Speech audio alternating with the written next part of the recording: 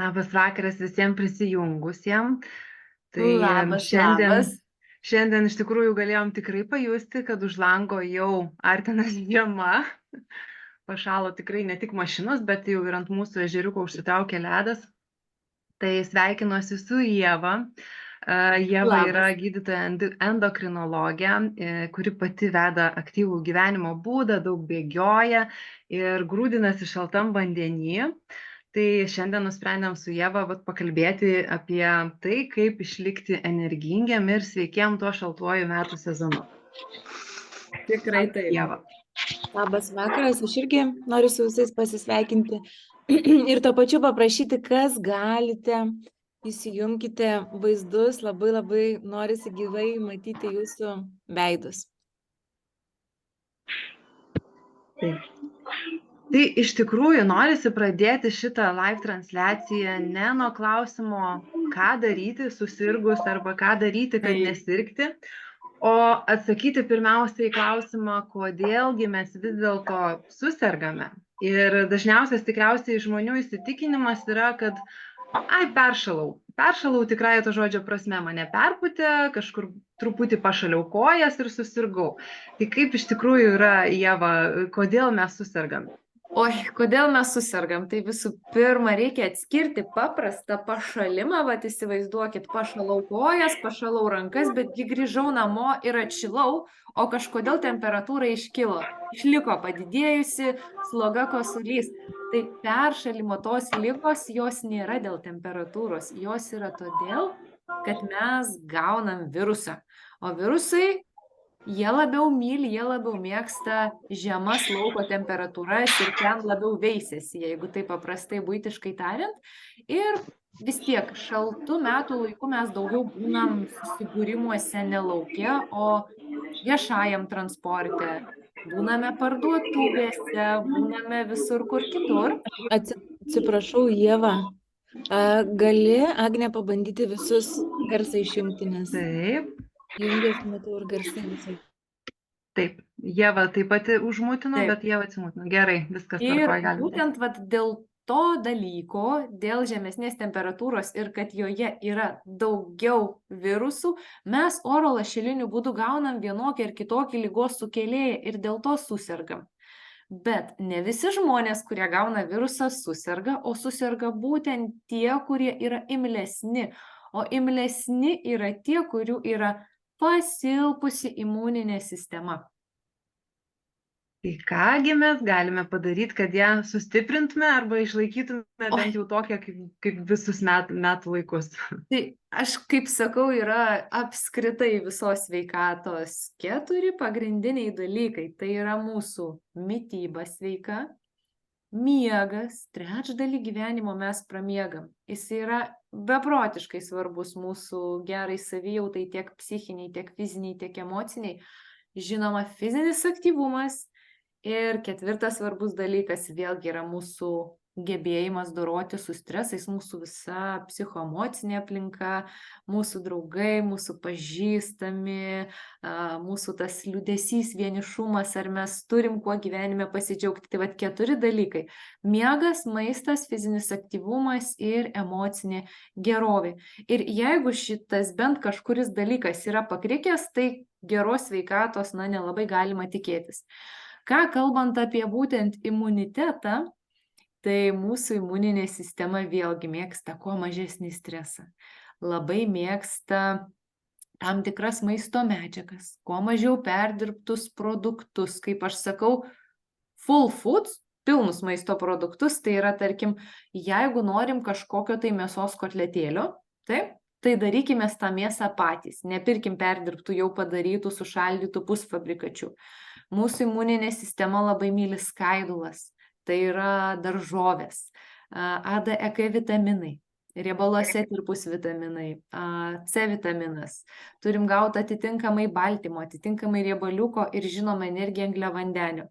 Tai visas šitas dalykas yra labai svarbu. Ir reikia nepamiršti, kad taip pat labai svarbi dienos šviesa. Būtent ultravioletiniai spinduliai, nes mūsų oda geba gaminti vitaminą D. Tai vitaminas D vėlgi vienas iš tokių gan svarbių faktorių.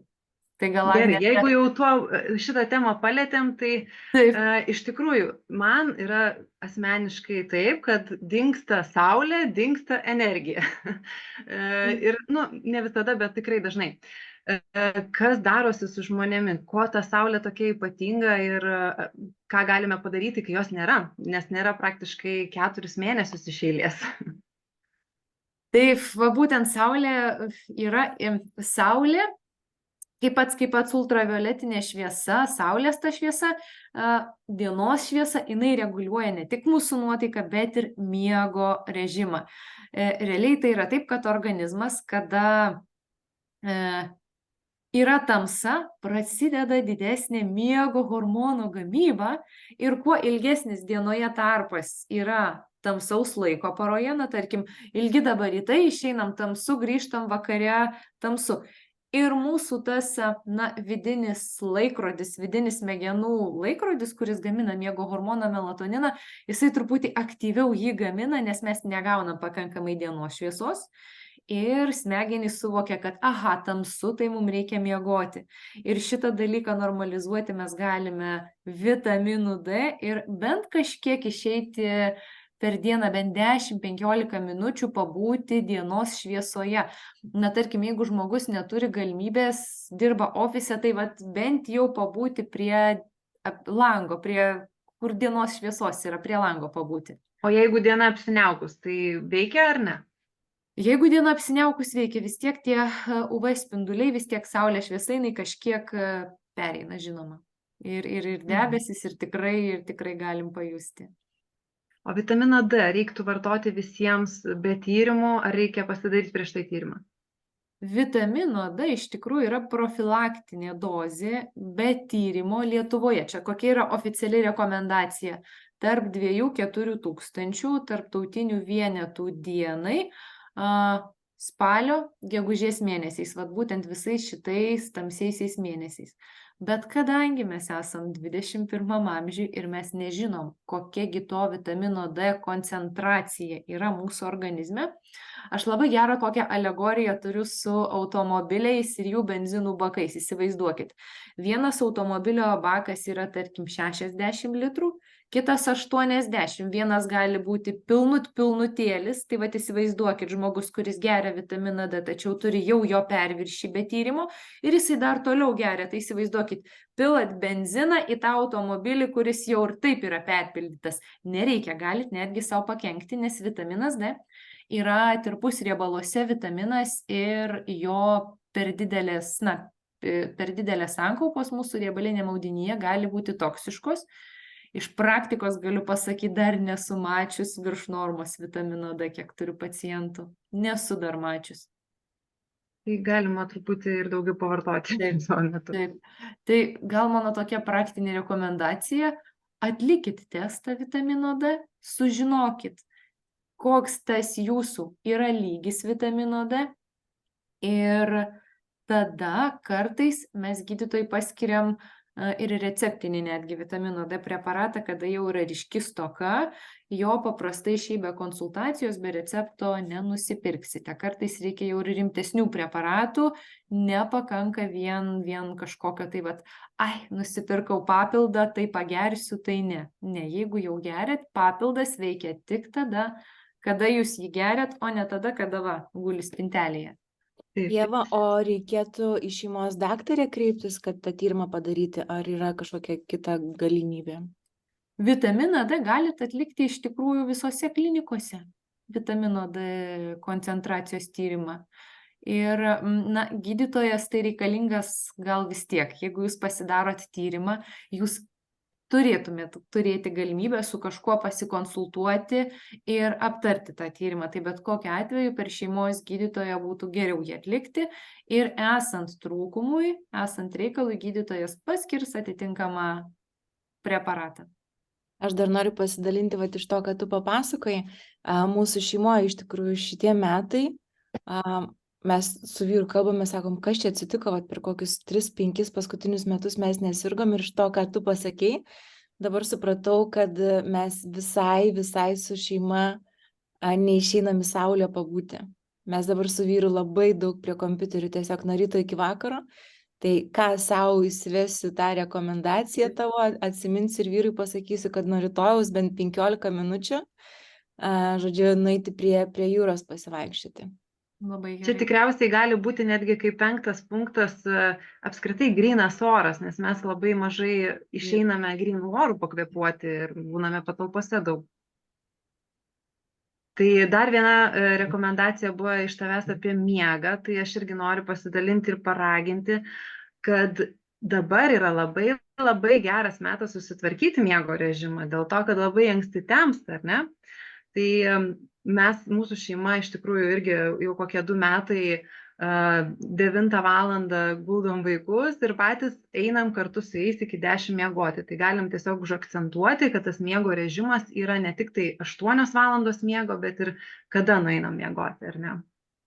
Kada nueinam, taip, nes ne vienas tyrimas yra padarytas ir tokios, suvidurkintos kaip ir normos, nenormos, bet laikai, kada geriausiai miegoti, yra geriausiai tarp 10-11 užmigti, keltis irgi įvairiai apie 6, nuo 5 iki 7 tas tarpas, nes mes įeinam į miego ritmą ir būtent pabundam negiliajam miege 6, 5, 7 ryto, bet jau tada, kada turėtume pabusti ir turim pakankamai miego ciklų. Tai vat būtent tas laikas tarp 10 ir 6 ryto yra pats geriausias pagal mūsų hormonų gamybą smegenyse, melatonino miego hormonų gamybą ir pagal visus cirkadinius ritmus. Tikrai taip, pritariu.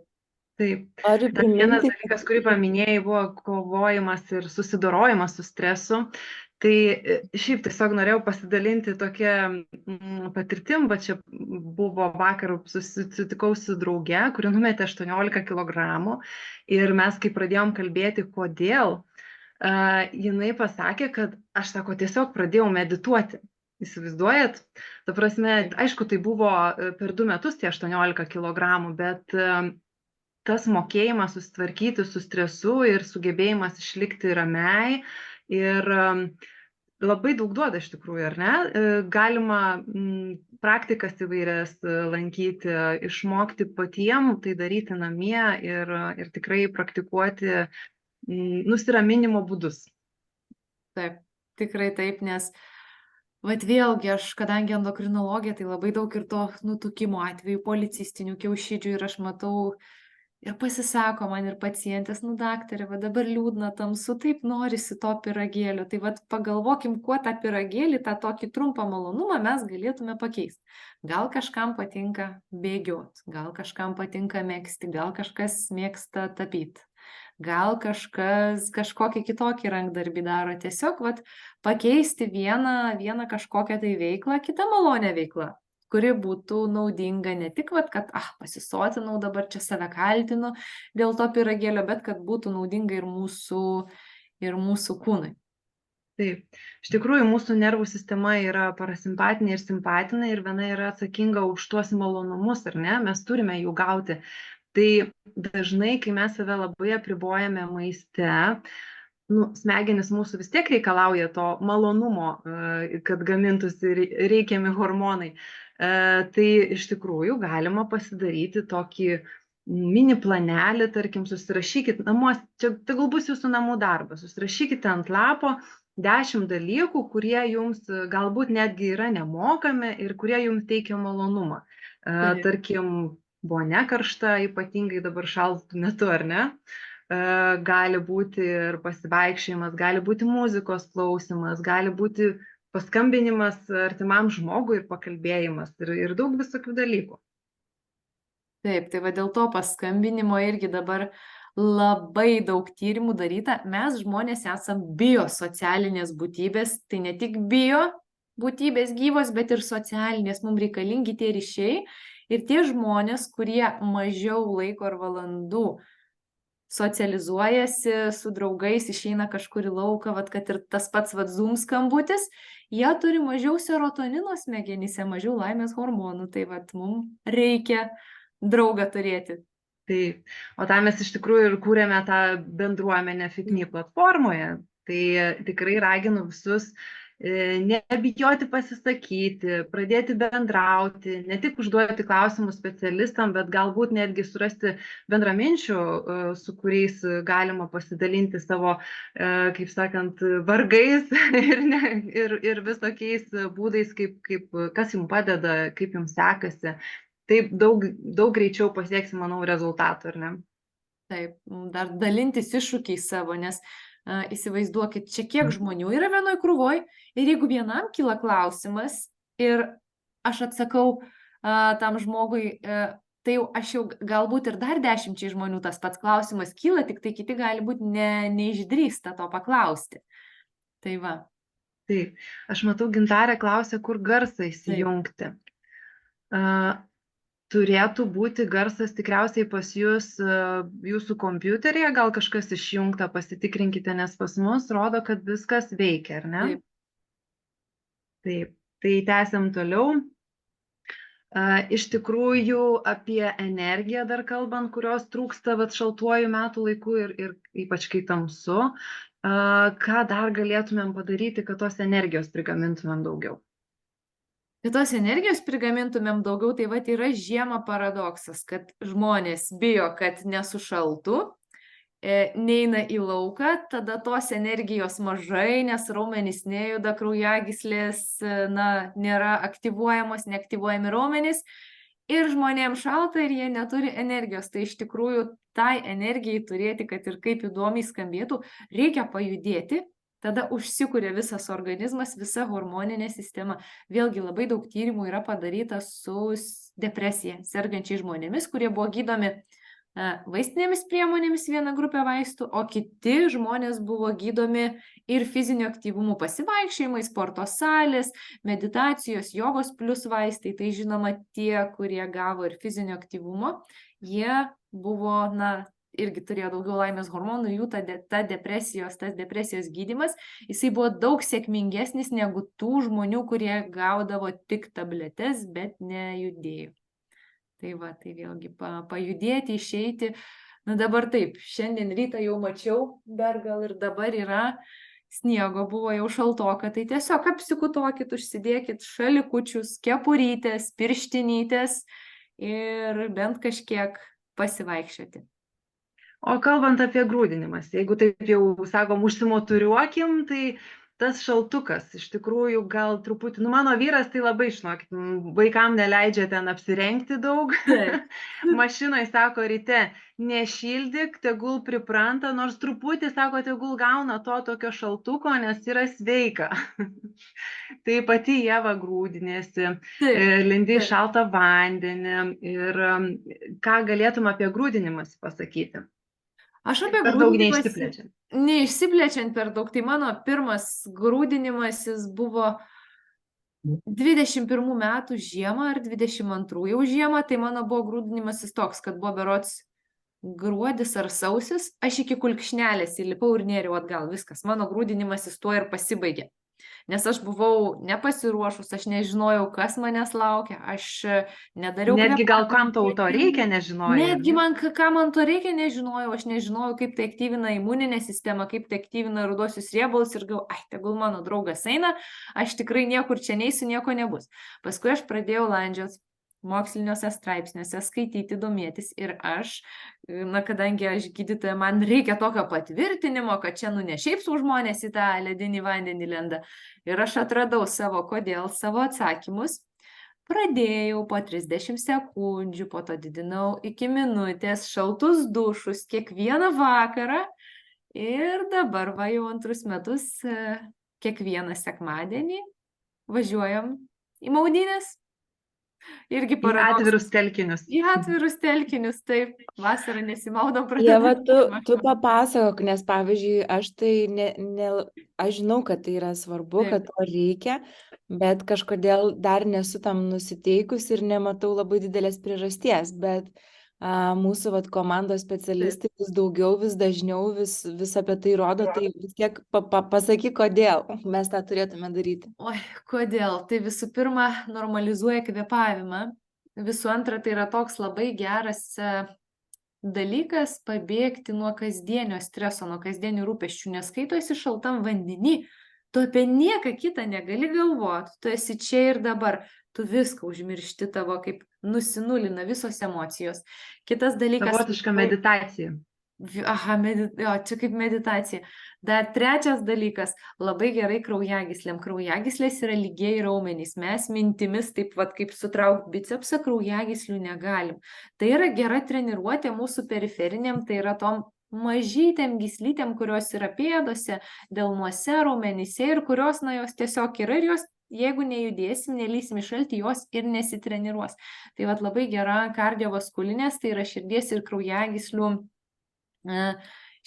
kraujagyslių sistemos treniruoti.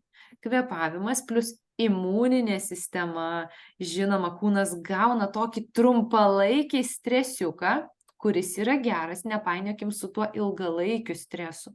Tai yra trumpalaikis stresiukas, kurio mums reikia ir jisai kaip tik paskatina limfocitų gamybą, limfocitų, leukocitų, o tai yra mūsų baltieji kraujo kūneliai ir jie yra kovotojai. Ir tai yra mūsų, na, gynybinė sistema, mūsų kareivukai ir jie būna aktyvesni, žvalesni ir žinoma po šalčio, po tokios, vat, kaip sakau, krioterapijos, šalčio terapijos, šiek tiek sumažėja kortizolio, tai yra streso hormono, vėlgi per kvėpavimą, per tą trumpalaikį tokį stresą mūsų organizmui. Ir dar vienas labai svarbus dalykas, čia turbūt labai svarbu tiem, kas vis ieško būdų, kaip čia tą svorį numesti ir susireguliuoti. Šalčio terapijos, šalti dušai, eketės, visi kiti dalykai, kas kam patinka, upės, upeliai, ežerai. Šaltis, buvimas šaltoje temperatūroje skatina kūne baltųjų riebalų virtimą rudaisiais riebalais. O rudieji riebalai yra gerieji riebalai kūne. Tai yra tokios ląstelės, kurios turi daug mitochondrijų. Mitochondrijos yra, liaudiškai tariant, mažos pūslytės, kurios yra mūsų kūne kaip radiatoriai. Tai tie žmonės, kurie turi daugiau rudųjų riebalų, jie per atitinkamą laiką nieko nedarydami, tiesiog gyvendami sudegina daugiau kalorijų, nes rudieji riebalai yra kaip radiatoriukai, tiesiog tą energiją išnaudoja mūsų šildymui. Ir dar vienas pliusas grūdinimuose. Nebešalta žiemom būna. Nebebūna šalta. Aš galvoju, ko tas mano vyras su šortais pradėjo vaikščioti žiemą. Taip, nebebūna šalta. Fantastika, tai viskas. Ačiū labai, labai išsamiai papasakojai ir laukit mano nuotraukos iš jūros. Pagimdysiu va to už mėnesį ir pradėsiu pabiški eiti link. Po truputėlį. Dar vienas toks pastebėjimas, iš tikrųjų tas grūdinimasis, koks turėtų būti. Minėjai, kad po minutę reiktų duše, na, po truputį ilginant, bet dušas 1 minutę. O įlipant į vandenį, aš kiek girdėjau, tai iš vyro daugiausia, tai optimalus variantas, kad būtų didžiausia nauda, tai yra pabūti 2 minutes.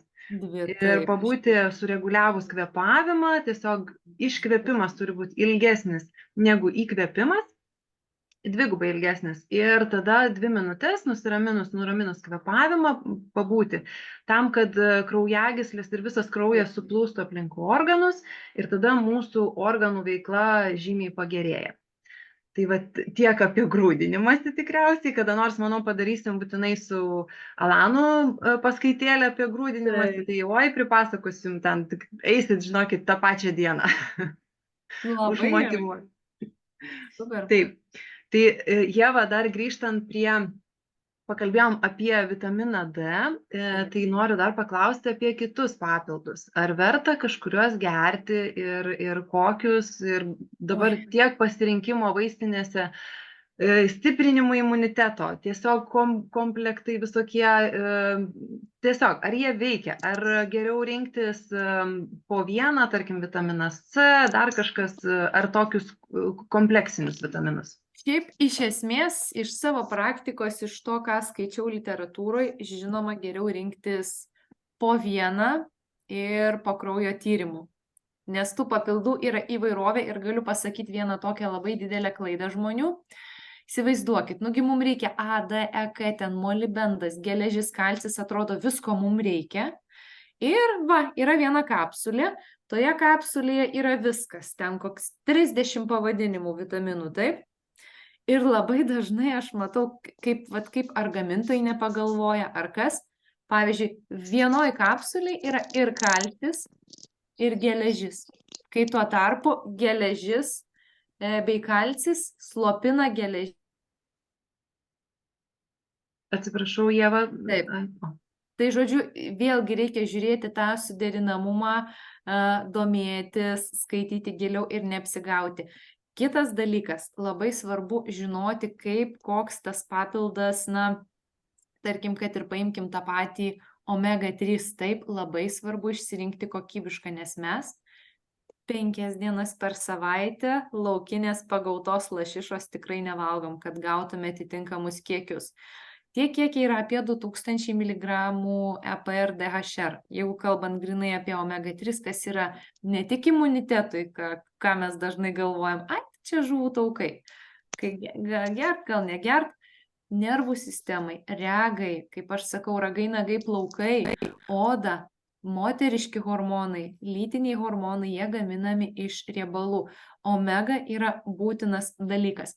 Ir labai svarbu atsirinkti gerą papildą, nes labai dažnai tų omegų kiekiai patys papilduose yra labai maži ir juokingi. Kitas dalykas, omega-3, jinai yra labai jautri ultravioletui, temperatūrai ir be atitinkamo antioksidanto, pavyzdžiui, polifenoliai.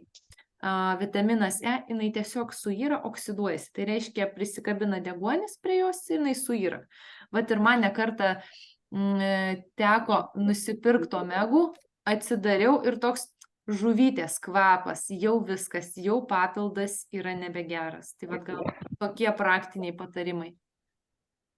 Taip. Dar žinau, kad omega-3, dažniausiai mes ir susirgam tikriausiai dėl omega-6 ir omega-3 disbalanso, ar ne? Tai tam tas omega-3 reikalingas, kad visgi kompensuoti tą omega-6. Man tą patinka. Aš ką tik matavau. Man šviesą palikai ir man. Taip, gerai. Turime eterį. Irgi turim tuos kelis omegas. Turim omega-3, omega-6 ir omega-9. Omega-6, jo truputuką mūsų kūnui reikia, nes jisai yra tarsi statybinė medžiaga, tarsi kietas, kaip aš sakau, riebalas, kuris sudaro griaučius mūsų ląstelės seneliai. O omega-3 būtent yra tos polinės sočiosios rūgštys EPR DHR, kurios daro mūsų ląstelę pralaidžią. Ir mes, gyvendami 21 amžiui, valgydami vakarietišką mitybą, stresas, dažikliai, perdirbti cukrai, per daug grūdų, mes turim perteklių tų omegų, omega-6 ir mums būtina subalansuoti, pasipildyti savo mitybą omega-3. Plius dar vienas toksai yra liūdnas dalykas, kad dabar fermose auginamos lašišos, auginamos žuvys lyginant su keliais dešimtmečiais atgal, pačios 50% turi mažiau omega-3, todėl net jeigu ir valgytume tuos 5-6 kartus per savaitę žuvis, mes omegos pakankamo kiekio negautume. O omega-6 yra susijęs su lėtiniais uždegimais, tai ne tik, kad mūsų imuninė sistema silpsta, pradeda skaudėti sąnarius, autoimuninės ligos, sausa oda, gali būti plaukų slinkimas, žodžiu, pradeda vystytis lėtinis uždegimas, kuris yra negeras nei mūsų kūnui, nei mūsų kraujagyslėm, nei mūsų smegenim. Nepaminėjom dar ir apie vandenį, kad reikia nenustoti jo gerti. Taip, vanduo irgi labai svarbus dalykas. Ir taip, galvos skausmas dėl paprastos dehidratacijos irgi gali išsivystyti, neišgeriam pakankamai vandenuko, skauda galva.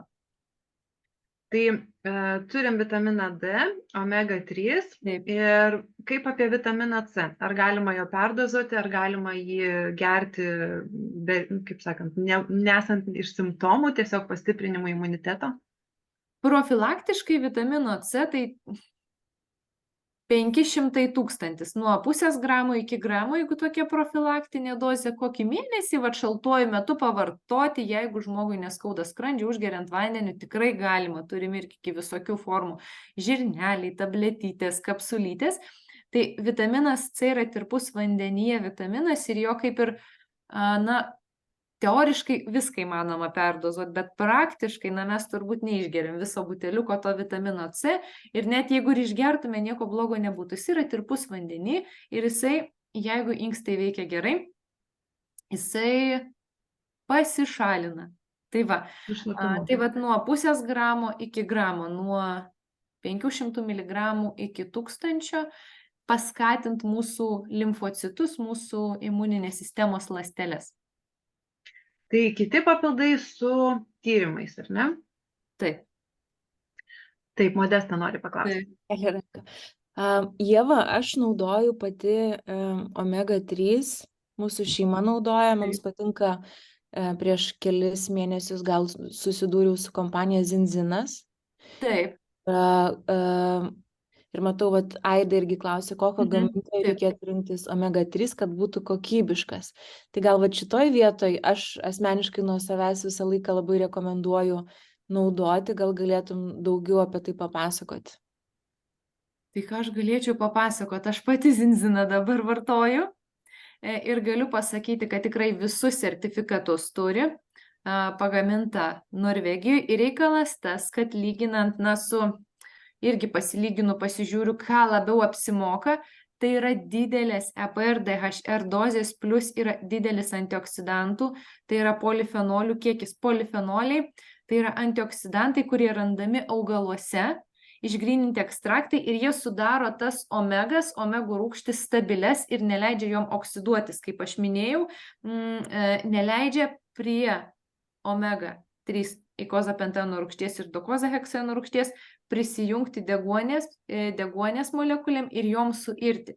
Tai va, tai tikrai geras dalykas. Gal turi pakuotę, aš neturiu pakuotės, nes Aida klausė, kokį gamintoją rekomenduoti. Pakuotę šaldytuve, man atrodo, turiu dabar. Paskui. Bet Zinzino, kiek žinau, neįsigysi šiaip vaistinėje, ar ne? Jo, neįsigysi. Jisai turi, kadangi kaip jisai short shelf life, dabar pasakysiu, vaistinės jo neima, nes jisai trumpą galiojimo laiką turi. Taip, trumpo galiojimo, o vaistinės nori tokio jau super duper perdirbto, supakuoto produkto, kuris galėtų bent jau 2 metus stovėti. Tai va, aš tik šitą vieną faktą žinau. Man kas patinka, labai noriu, kad mano dukrytė gertų, tai va tas kvapas, skonis, jinai mato, kad mes su vyru gerim ir jinai irgi kiša pirštuką. O nuo kokio amžiaus vaikučiams galima, reikia? Va, nuo kokio amžiaus galima, tai aš dabar neseniai skaičiau paskaitą, ruošiausi vėlgi apie tas pačias omegas, tai mes turim labai daug skirtingų rekomendacijų, labai daug skirtingų žuvies valgymo ypatumų. Norvegai rekomenduoja, patys skandinavai, nuo 4 savaičių pridėti papildomai vaikui į maistą omega-3, būtent vystymuisi, nerviniai sistemai, kauliukam, raumenukam, širdutei ir visiems kitiem organam. Nuo 4 savaičių. Živilė klausė, kur galima įsigyti Zinzin. Manau, kad kreipkitės į Ievą po šito pranešimo. Ir Ieva papasakos apie tai daugiau. Dar tokį turiu irgi. Bus galima paprašyti, kad tu apie tai paskaitą daugiau paskaitytum, nes aš įsivaizduoju, žinau, kad tu apie tai skaitai, apie omega reikšmes visas. Taip. Ir kad viskas labai įdomu ir labai tiesiog žmonės reikia šviesti šitoje vietoje, pasakoti. Taip. Tai, tai žinoma, aš turiu pasiruošus ir galima bus pakoreguoti kažką, įdėti į tą paskaitą, žinoma. Puiku. Ačiū. Taip, tai kitas klausimas, o jeigu jau vis dėlto susirgome, ką galime padaryti su tais pačiais papildais, galbūt netgi tiem žmonėm, kurie tikrai nenori griebtis iš karto vaistų, nori leisti 3 dienas organizmui pačiam pakovoti, kaip ir turėtų būti tikriausiai. Taip. Tai jeigu jau vis dėlto susirgom, tai reikia išsiaiškinti, ar tai virusinė infekcija, ar tai bakterinė infekcija. Vėlgi, jeigu mes visus metus nevartojam papildų ir dabar staigiai galvojam, kad kažkoks papildas pagerins arba išgydys ligą, taip nėra. Jis ilgalaikiai perspektyvui, ilgai vartojant, žinoma, gali pagerinti savijautą ir bendrą būklę. Tai reikėtų irgi atkreipti dėmesį, jeigu yra karščiavimas, jeigu yra galvos skausmai, kreiptis į šeimos gydytoją, atlikti kraujo tyrimus. O šiaip žinoma, ramybė, vitaminas C, pagal simptomus, jeigu yra reikia, galima daryti inhaliacijas, bet dėl šitų dalykų labai man sunku komentuoti, jau čia galėtų gal koks otorinolaringologas. Žinoma, ramybė, šiltos arbatos, pagal reikalą šeimos gydytojas. Daug skysčių. Daug skysčių. Jeigu didelis karščiavimas, kadangi mes išprakaituojam ne tik vandenį, tai turėt omenyje, kad reikėtų ir elektrolitų. Tai yra kalis, natris, chloridai, magnis, atsistatyti elektrolitus, nes mes jų netenkam su prakaitu. Aš iš savo patirties pasakysiu, aš kiek žinau, tai kraujo tyrimas netgi pirmomis dienomis nelabai parodys, ar tai virusinė ar bakterinė infekcija, ar ne? Reiktų 3 dienas vis tiek palaukti, leisti organizmui pakovoti. Ir mano vyras tai mėgsta labai duoti mums tokią stipresnę dozę vitamino C ir cinko dar. Ar esi girdėjus apie tai? Dėl cinko taip, jisai turi šiek tiek ir plaukų grožį, ir nagų grožį, tai vat cinkas ir varis labai svarbu, bet vitaminas C irgi įdomių tyrimų buvo atlikta būtent tiem žmonėm, kurie sirgo COVID-u, kaip jų atsistatymą pagerino intraveninė vitamino C infuzija. Vat būtent dideli boliusai, didelės koncentracijos tiesiai į veną, čia jau buvo su gydytojų priežiūra atliekami tyrimai, tai tikrai vitaminas C turi čia vietą ir tikrai galima jį vartoti drąsiai. Gerai. Tai linkim labai nesusirgti. Tikrai nereikia. Galime truputį pereiti prie klausimų. Mačiau, turime internete porą klausimų, bet tokie gal nelabai iš, kaip sakant, sveikatos peršalimo pusės, labiau gydytojai, endokrinologai, kaip gydytojai endokrinologai. Bet to pačiu ir dabar tie, kurie dalyvauja, galėtumėte užduoti klausimus tiesiogiai. Rašykite, mes pakomentuosim. Tai ko laukiam klausimų, galim tiesiog atsakyti Ievai, kitai Ievai. Taip. Tai jeigu skydliaukės hormonai normoje, bet didelis anti-TG 418, ar tai labai blogai? Tai reikia išsiaiškinti, kodėl tas anti-TG yra padidėjęs. Iš esmės, anti-TG rodo kažkokią autoimuninę ligą, kad organizmas gamina antikūnus, kurie keliauja į skydliaukę ir ją po truputuką valgo. Tai reikėtų pasižiūrėti, koks tas TTH, FT4, FT3, ATPO antikūnai. Žodžiu, ne tik pačią skydliaukę, kad vat yra antikūnas ir yra gera skydliaukės funkcija, bet išsiaiškinti priežastį, kodėlgi tie antikūnai yra pasigaminę ir reikėtų pasižiūrėti, pasikonsultuoti vis tiek su endokrinologu. Pats antikūnų padidėjimas, taip izoliuotai, vien antikūno padidėjimas, jisai dar kažkokios ligos, kažkokios diagnozės nereiškia, o antikūnų mažinimui mes rekomenduojam vėlgi seleno papildai. Taip, tai kitas klausimas yra 16 metų dukra, dar nesulaukė mėnesinių, laukiame tyrimų rezultatų ir kokia jūsų nuomonė būtų? Oi. Ir kokia mano nuomonė, aš kadangi esu suaugusi endokrinologė, čia labai jau tokie tiksliniai klausimai, tai labai sunku pasakyti kažką žinant tokią trumpą anamnezę, taip? Kodėl nėra tų mėnesinių, gal kokių kitų ligų yra, galiausiai ūgis svoris koksai, kokių kitų skundų yra. Aš manau, ramiai laukite tyrimų ir tos mėnesinės gali kartais normos ribose atsirasti ir 17 ir 18 metų. Tai vis tiek jau matau, kad turit turbūt konsultaciją su gydytojai, tai viskas gerai. Taip. Tai dar toksai klausimas, Ieva. O dabar toks šaltas metas yra, norisi iš tikrųjų ir to maisto daugiau, ir kažkaip pakaupti, gal nežinau, riebaliukus nori tos organizmas. Ar geras metas yra pradėti pokyčius apskritai tokiu metu, kai tamsu, truputį nuotaikos nėra, galbūt yra sunkiau susitvardyti? Tai kaip tik geras metas. Čia ir dabar visada yra geriausias metas. Žinoma, juk dar yra mėnesis iki kalėdų, taip, kad dabar lapkričio 22 diena. Tai mėnuo ir kelios dienos pradėti kažkokį gerą įprotį, kad nebūtų, kaip visada yra amžinas klausimas dietologam.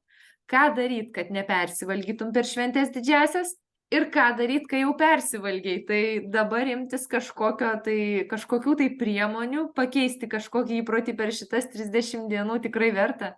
Taip, aš dar pasidalinsiu irgi savo patirtim. Aš 2 metai darau tokį eksperimentą, nežinau, dalyką tokį, kad mėnesis prieš Kalėdas, kaip sakant, dar labiau rūpinuosi savo mitybą. Tai yra, nevartoju saldumynų, miltinių patiekalų ir visokių tokių, kaip sakant, nesąmonių, kurie man nesuteikia jokios naudos. Tai galiu pasakyti, kad netgi per tas Kalėdas tada atsiranda kažkoks toks, kad tu ir nenori labai persivalgyti, žiūrėk, ir nori kažkaip tvarkingai viską daryti, tai toks palaikomasis išlieka toks poveikis, ar ne? Taip. Tai raginu visus ir jūs, nelaukit rytoj, neatidėliokit nuo naujųjų metų. Dar vienas dalykas, dabar yra labai labai gera proga tai padaryti, nes yra juodojo penktadienio nuolaidos. Ir netgi FitMe planams yra iki 60% nuolaida, tai čia yra, kaip sakant, nuodėmė nepasinaudoti. Tikrai taip. Taip. Aš irgi paantrinsiu, pasakysiu, kad tai yra šių metų didžiausia nuolaida, tai tikrai kas ruošiatės pokyčiams, dabar yra pats geriausias laikas iki Kalėdų pasiruošti, nelaukti paskutinių savaičių. Žinot, kas įdomiausia, čia kažkada pasižiūrėjau per Google, kada žmonės veda į paiešką mitybos planas ar nori sulieknėti. Kaip jūs galvojat, kokia diena metuose būna pati va tas pikas, kada žmonės eina ieškoti mitybos plano ir rašo žodį sulieknėti? Sausio kokią 3 gal? Pradžioj. Įsivaizduojat, praeitų metų statistika Google parodė, kad per Kalėdų vakarą, po kūčio. Įsivaizduojat, reiškia, žmonės pavalgo, prisivalgo, ir ką mes dažniausiai einam pasižiūrėti televizorių, pabūsti su šeima, tada pradedam blogai jaustis ir būtent tą vakarą užplūsta mintis, kad atėjo laikas pokyčiams. Mane labai nustebino šitas dalykas. Tai kad nereikėtų laukti kūčių vakaro, dabar iš tikrųjų pradėkite keistis. Ir dar vieną klausimą irgi sulaukiu, tai nenoriu praleisti. Noriu atsakyti, nes matau, Silvija yra prisijungusi, asmeniškai man atsiuntė.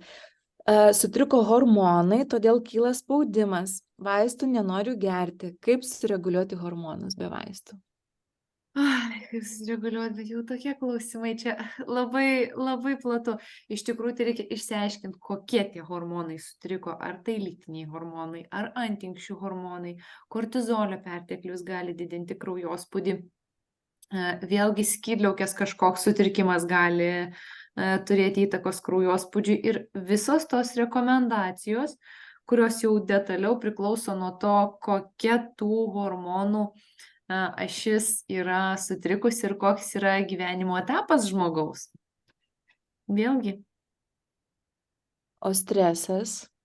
Stresas. Tai vat stresas, magnis labai gerai stresui, ašvaganda, jeigu taip kalbant apie kažkokius papildus, bet vėlgi reikia turėti omeny, kad subalansuotos mitybos, fizinio aktyvumo, miego niekas neatstos ir šitie dalykai tikrai prisideda prie geresnės streso kontrolės. Ir pozityvus mąstymas. Pozityvus mąstymas būtinai. Vaikų, Ieva, dar norėčiau paprašyti, kur būtų galima tavo kontaktų žmonėm gauti, kaip galima susisiekti. Tu pas mus dabar kiekvieną savaitę publikuosi kažkokią aktualią temą. Taip. Tai po to postų žmonės gali paklausti, bet tikrai žinau, kad po mūsų pokalbio turės ir asmeninių klausimų. Tai gali man rašyti šitą, aš dabar žiūriu, kad gali rašyti ir per Facebooką, Ieva Auglytė, į tą paskyrą, iš kurios aš tuos visus įrašus darau, gali rašyti, žinoma. O Vilniuje kažkur galima pas tave gyvai apsilankyti? Galima, aš konsultuoju dabar Afidėja klinikoje ir Endemic klinikoje, 2 klinikose. Jo, Vilniuje. Puiku. Dar turim vieną klausimą. Rūta klausia, ar imuniteto nusilpimui dažnesniems ligoms gali turėti įtakos feritino žema norma? Tikrai taip, tikrai gali. Ir ta žema norma, vėlgi, turėkim omeny, kad kiekviena laboratorija turi savo feritino tam tikras normas. Nu, tai populiariausia būtų, tarkim, 13-250. 14 nėra geras rezultatas. 30 nėra geras rezultatas. 55 netgi kartais nėra geras rezultatas. Feritinas parodo geležies rezervą organizme. Ir labai dažnai pasidarę žmonės kraujo tyrimą pamato, kad mano hemoglobinas geras, ten tiek ir tiek, 120, 130, aš patenku į normos ribas, bet yra plaukų slinkimas, nuovargis, pajuodę paakiai, sausa oda, širdies permušimai dažni, dusulys, fizinio krūvio netoleravimas. Tai čia yra visi šitie geležies stokos ir žemo feritino simptomai. Tikrai taip, geležis ne tik perneša deguonį mūsų kraujyje eritrocite į kitus audinius, bet ir turi įtakos būtent imunitetui. Ir yra ištirta, kad tos moterys, kurios turi žemesnius feritinus, jos yra labiau linkusios sirgti ir dažniau sirgti infekcinėmis ligomis, nes yra nusilpusi imuninė sistema. Tai reikėtų pagalvoti apie gydymą, žiūrint, koks tas feritinas, kiek jisai žemas, ir pagalvoti apie priežastį to žemo feritino. Ar tai pirma, nesuvalgymas pakankamos geležies, ar tai skrandžio kažkokios problemos, kas gali trukdyti jos įsisavinimą, ar tai netekimas, kas dažnai moterim būna gausios mėnesinės. Ir žiūrint į šiuos 3 dalykus, kokie būdai yra mūsų padidinti tą feritiną? Kokie būdai padidinti tą feritiną? Tai visų pirma maistas. Kas turi daug geležies, tai organų mėsa, jautiena turi, gal kiek mažiau kiauliena, bet kiauliena taip pat turi, dar mažiau turi paukštiena, ankštiniai, špinatai, žalios lapinės daržovės. Tačiau irgi reikia turėti omenyje tą dalyką, kad mūsų kūnas geba geriau iš gyvulinės kilmės maisto produktų įsisavinti geležį, tą hemogeležį, negu iš tų visų veganiškų ar daržovių ar kitų augalinės kilmės produktų. Žodžiu, iš gyvulio geležis iš gyvulinės kilmės įsisavinama geriau. Ir žinoma, ir pas mane ateina ir pacientų, ir veganų, ir vegetarų, tai gydytoja, ką man dabar daryti? Tai mes turim išeiti, yra papildų, dabar yra ir veganiškų papildų, ir visokių kitokių dalykų.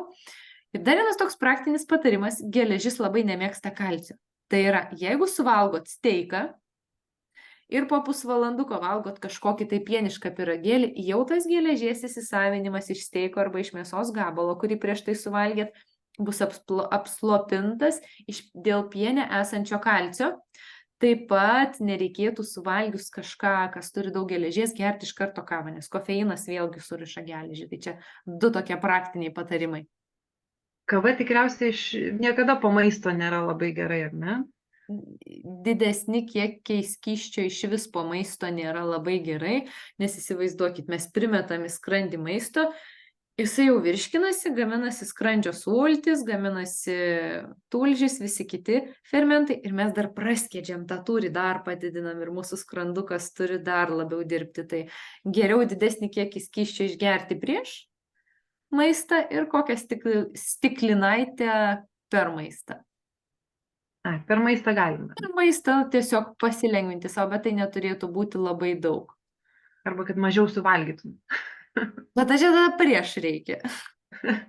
Bet kai valgai kokybišką ir subalansuotą maistą, daugiau jo ir nesinori, pakanka tiek, kiek reikia. Taip. Tai žiūrim, ar daugiau čia turime tų klausimų. Kol kas niekam nieko nekyla. Kai baigsis transliacija, tikriausiai atsiras. Komentarus galės parašyti. Taip, galėsit visada parašyti komentarus. Tai ką, tai pagalvokim, dar gal taip turim laiko, tai užakcentuokim, ką mes šiandien kalbėjom. Tuos 4 ar 5 dalykus, kuriuos ten dar pridėjom, pakartokim. Būti saulėje bent 10-15 minučių. Papildai veikia tik tada, kada juos vartojat. Rinktis geriau kokybišką papildą ir brangesnį negu bet kokį pigų, tada jau geriau jokio, kad nepakenktumėt savo. Dėl labai daugelio vitaminų trūkumo galima atlikti kraujo tyrimus, kad nepakenktumėm savo, ypač riebaluose tirpių vitaminų, tokių kaip vitaminas D. Būtinai fizinis aktyvumas, nebijokit šalčio, pasigrūdinti ir jeigu jau susirgot, tai vėlgi vitamino C. Didesnės dozės tikrai galima. Taip. Nepamirštam gerai išsimiegoti dar. Ir taip pat vakarus galite leisti su bendruomenėm, kurios aktyviai juda, pageidautina. Tai ką, tai likite visi sveiki. Rūpinkime savo sveikatą nuo šiandien, ne nuo rytojaus. Tikrai ir bendraukime mūsų Facebook grupėje, toliau dalinkimės, kas jums įdomu, klauskite. Susitiksime kitose laivuose. Tikrai taip. Ačiū labai, Ieva. Ačiū. Būti tuo pavyzdžiu kitiems. Pradėkim nuo Taip. savęs ir rodykim savo šeimai svarbiausia, kaip reikia sveikai, aktyviai ir pilnavertiškai gyventi. Ačiū visiems. Ačiū labai, Agnė, Ieva. Iki malonaus. Ačiū. Gero vakaro visiems.